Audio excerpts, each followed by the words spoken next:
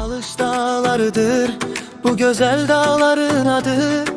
Seher dumanı kalkar, yollar açılar tek tek.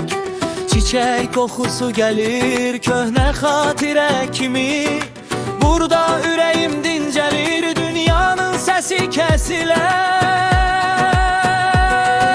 Bak, seyr elə heyran kal bu güzel dağlara.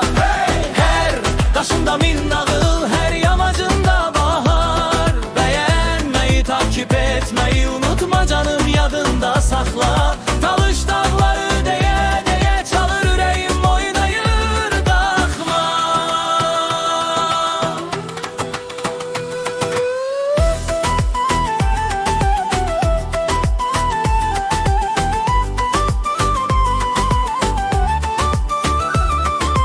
Kəndin səsi uzaqdan, çoban nəğməsi gəlir, samovar.